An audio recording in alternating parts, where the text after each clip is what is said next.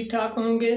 तो आज जो हमारा टॉपिक है, आज जो हमारा लेक्चर है, जिसमें आज हम लॉ ऑफ केमिकल कॉम्बिनेशन से फोर्थ लॉ पढ़ेंगे, जिसका नाम है कि लॉ ऑफ रेसिप्रोकल प्रोपोर्शनल क्या होता है। ठीक है, तो प्रीवियस में हमने 3 लॉज पढ़े, जिसमें हमने पहला पढ़ा था law of conservation of mass, law of definite proportional किसको कहते हैं, लॉ ऑफ मल्टीपल प्रोपोर्शनल किसको कहते हैं। ठीक है, अब हमारे पास है कि लॉ ऑफ रेसिप्रोकल प्रोपोर्शनल हमारे पास क्या है कि ये यहाँ पे थोड़ा सा डिफरेंट है, लेकिन हम इसका एग्जांपल के साथ ऐसे समझेंगे कि हमारे पास ये इस तरीके से समझ आ जाएगा। ठीक है, अब हम यहाँ पे स्टेटमेंट में समझते हैं कि स्टेटमेंट में यहाँ पे क्या लिखा हुआ है कि when two elements combine separately with a fixed mass of third elements। ठीक है, अब यहाँ पे लिखें कि हमने यहाँ पे रिएक्शन करवाना है किसका, 3 एलिमेंट्स का रिएक्शन करवाना है। ठीक है, तो मल्टीपल प्रोपोर्शनल में हमने क्या किया था कि 2 एलिमेंट्स का रिएक्शन करवाया था।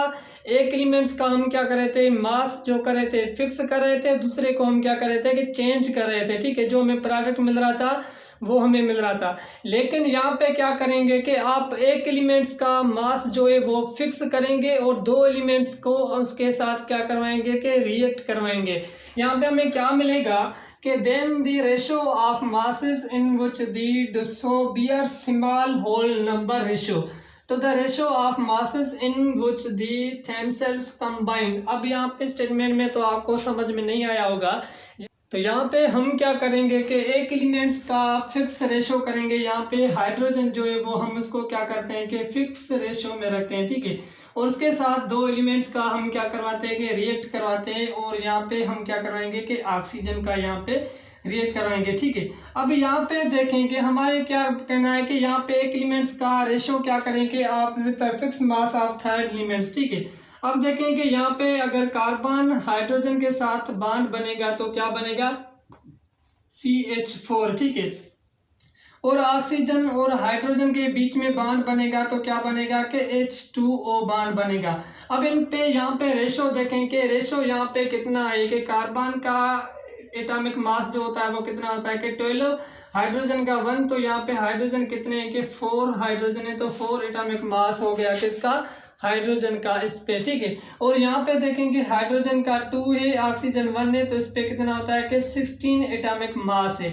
अब इनका रेशो जब हम निकालेंगे तो रेशो किस तरीके से निकलेगा, तो आप यहाँ पे 12 को आप क्या करेंगे सिंप्लीफाई करेंगे तो आपको रेशो जो निकलेगा वो 3 4 12 होता है, और 1 4 यहाँ पे क्या होगा कि 1 मिलेगा, रेशो मिलेगा। ठीक है, और यहाँ पे 2 को यहाँ पे सिंप्लीफाई करें 2 से, और उसके बाद यहाँ पे जो सिंप्लीफाई करेंगे ऑक्सीजन 16, तो 2 8 कितना होता है कि 16 होता है, तो यहाँ पे 1.8 रेशो है और यहाँ पे 3.1 रेशो है। ठीक है, अब यहाँ पे देखेंगे अगर हम ऑक्सीजन और यहाँ पे कार्बन और ऑक्सीजन का रिएक्ट करवाएंगे तो हमें क्या मिलता है कि CO2।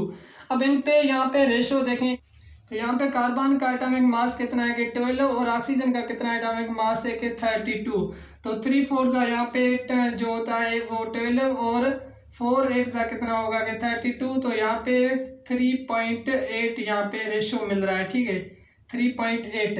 अब यहाँ पे गौर करें कि जो आपने फिक्स रेशो किया किसका, हाइड्रोजन का। ठीक है, जब आपने फिक्स हाइड्रोजन का रेशो किया तो हाइड्रोजन जो कार्बन के साथ रिएक्ट करवाए तो भी 1 रेशो आ रहा है, और जो हाइड्रोजन ऑक्सीजन के साथ रिएक्ट करवाए तो भी इसका क्या आ रहा है कि 1 रेशो आ रहा है। मतलब ये यहाँ पे क्या है कि फिक्स रेशो में। और उसके बाद आपने जब कार्बन और ऑक्सीजन का यहाँ पे रिएक्ट करवाया तो इनका भी रेशो क्या है कि फिक्स है, कार्बन का यहाँ पे 3 और ऑक्सीजन का यहाँ पे 8 है, तो यहाँ पे भी कितना आ रहा है कि 8 आ रहा है। तो इसको हम क्या कहते हैं कि लॉ ऑफ रेसिप्रोकल प्रोपोर्शनल कहते हैं। ठीक है, तो हम दूसरा एग्जांपल यहाँ पे लेते हैं कि दूसरा एग्जांपल हम लेते हैं,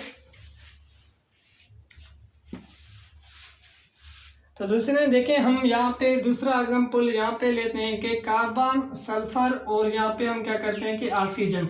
अब यहाँ पे ऑक्सीजन का जो रेशो है वो हम क्या करते हैं कि फिक्स करते हैं। ठीक है, तो इसके साथ यहाँ पे हम रिएक्ट करवाएंगे तो यहाँ पे बॉन्ड जो बनेगा वो कौन सा बनेगा कि SO2, और यहाँ पे क्या बनेगा कि CO2 बनेगा। अगर हम इनका आपस में बॉन्ड करेंगे तो हमारे पास भी बॉन्ड बनेगा CS। ठीक है, अब देखेंगे इनका जब हम रेशो निकालेंगे, अब यहाँ पे जो बात आती है ना कि जो आपका 3 जो एलिमेंट्स है जब आप इनके एक का रेशो फिक्स करेंगे और दो एलिमेंट्स को आपस में क्या करेंगे, कंबाइन करेंगे विथ 3/3 फिक्स रेशो के साथ, तो उनका जो रेशो निकलेगा यहाँ तो आपको रेशो सेम मिलेगा, यहाँ तो आपको वो मल्टीपल्स में रेशो मिलेगा। उसको हम क्या कहते हैं, लॉ ऑफ रेसिप्रोकल प्रोपोर्शनल कहते हैं। ठीक है, अब यहाँ पे बात आती है कि यहाँ पे कार्बन डाइऑक्साइड, यहाँ पे O2 सल्फर डाइऑक्साइड बना, लेकिन जब हम इनका रेशो निकालेंगे तो 16 इसका 32 एटॉमिक मास होता है ऑक्सीजन सल्फर का, ऑक्सीजन का 16, तो यहाँ पे जो दो ऑक्सीजन है तो यहाँ पे कितना होगा कि 32 होगा। ठीक है,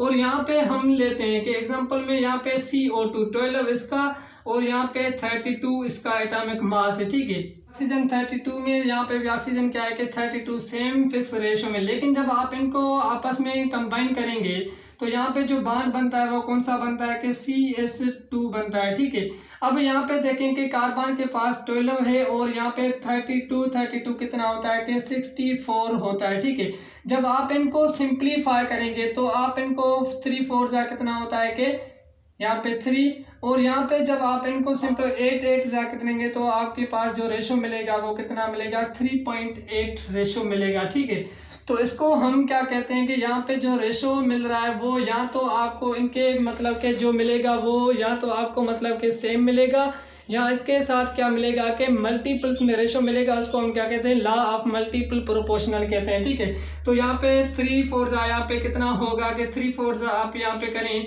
तो आपका 3, और यहाँ पे जो आप 4 8 करेंगे तो यहाँ पे क्या मिलेगा 3.8, तो यहाँ पे भी हम करेंगे कि यहाँ पे हमारे पास 8.8 रेशो मिलेगा। लेकिन यहाँ पे आप गौर करें कि जो कार्बन ऑक्सीजन के साथ बॉन्ड बना रहा था तो भी आपको 3 मिल रहा था, और यहाँ पे कार्बन सल्फर के साथ बनाया तो भी 3 मिला, लेकिन जो रेशो मिल रहा है वो कौन सा मिल रहा है कि सेम मिल रहा है। कौन सा सेम मिला, 3.8 यहाँ पे भी आपको मिला, 3.8 यहाँ पे भी आपको मिला। तो इसको हम क्या कहते हैं कि लॉ ऑफ रेसिप्रोकल प्रोपोर्शनल कहते हैं, जिसमें जो रेशो होता है वो क्या होता है कि या तो आपको सेम रेशो मिलेगा या तो रेशो जो होगा वो आपको उसके मल्टीपल्स के मिलेगा। उसको हम क्या कहते हैं, लॉ ऑफ रेसिप्रोकल प्रोपोर्शनल कहते हैं। ठीक है, तो इस तरीके से आप कोई भी एग्जांपल कर सकते हैं, जैसे हमने किया कि यहाँ पे इसके साथ रेशो निकालें तो भी आपको 3 यहाँ पे रेशो मिला वो आपको सेम मिला, 3.8 मिला, और आपने सल्फर ऑक्सीजन के साथ जब निकाला तो आपको 8.8 मिला, लेकिन ऑक्सीजन का क्या है कि सेम है, यहाँ पे भी ऑक्सीजन का क्या है सेम है।